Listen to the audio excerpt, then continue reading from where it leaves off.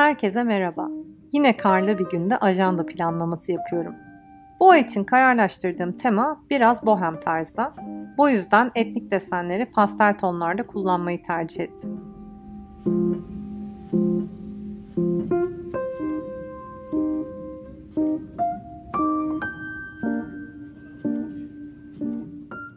Kapak kısmını süslerken sayfayı ortalayacak şekilde biraz fantastik bir tüy figürü çizdim.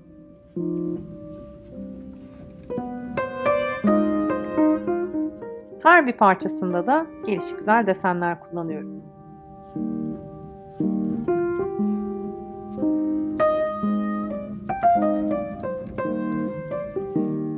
Mart yazısını tüy figürünün ortasından geçecek şekilde yerleştirdim.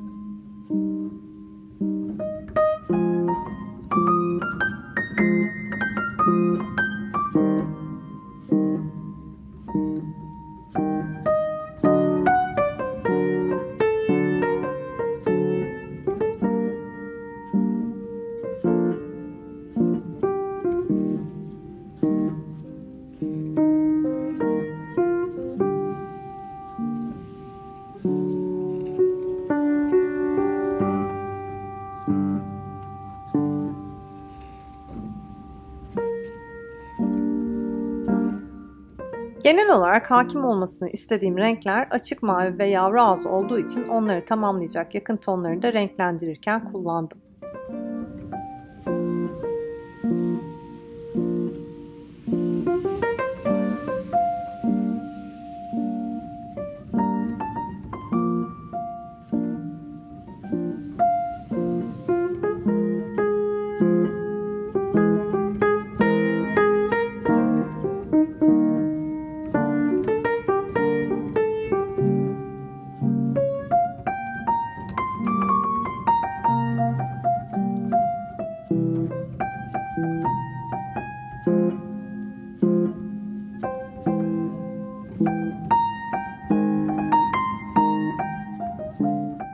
İlk sayfaya genel bir takvim çizdim.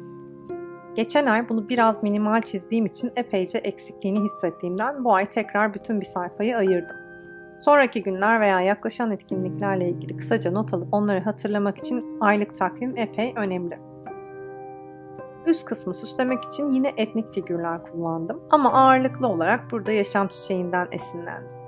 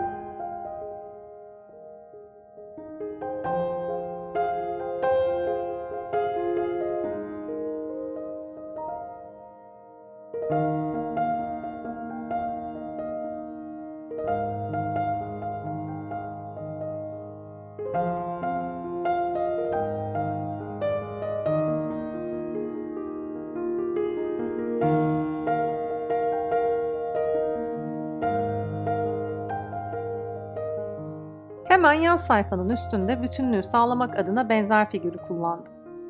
Aynı şekilde burada da doğaçlama desenler çiziyorum.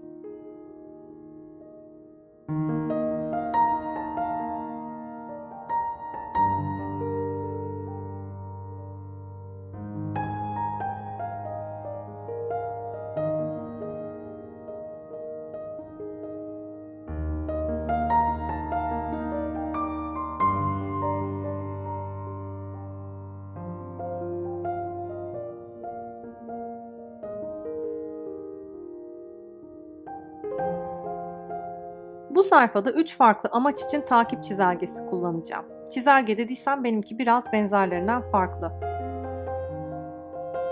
Öncelikle bu ay için belirlediğim 5 hedefi oluşturup yazacağım. İkinci kısımda yoga için küçük bir takvim oluşturdum. Hangi gün yoga programını uyguladıysam o günü renkli bir kalemle işaretleyeceğim. Son kısımda 5 haftalık gelir ve giderlerimi yazabileceğim bir bölüm oluşturdum. Diğer sayfaları tamamen haftalık planlamalar için ayırdım. İlk sayfaya 3 gün için geniş kutular çizdim.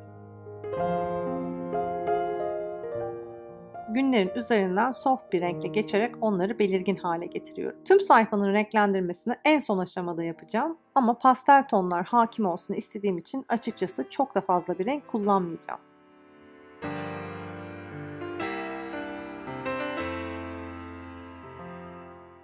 Sol üst köşeye de çok yer kaplamayan bir aylık takvim yerleştirdim. Sol tarafta haftalık planlarla ilgili yapılacaklar bölümü var. Hemen altında o haftanın gelir giderlerini not alacağım. Böylelikle o haftaya ait gelir ve harcamaları daha rahat takip edebileceğim için ilk sayfada ayırdığım bölüme de toplam sonuçları not edeceğim.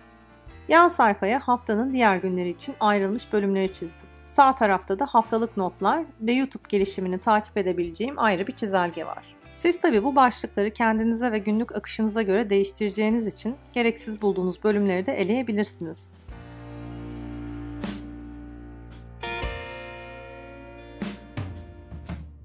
Son olarak yaşam çiçeğiyle karışık bir rüya kapanı çizerek kalan boşluğu da doldurdum.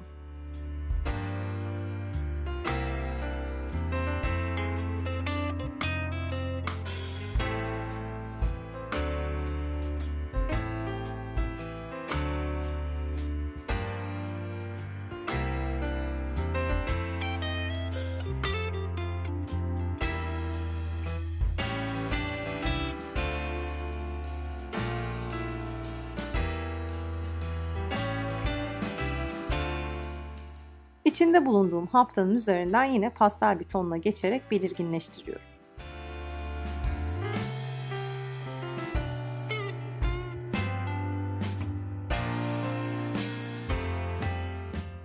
Umarım sağlıklı, huzurlu ve mucizelerle dolu bir ay olur.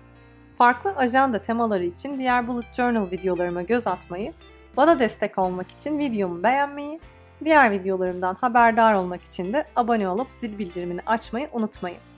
Sonraki videoda görüşmek üzere.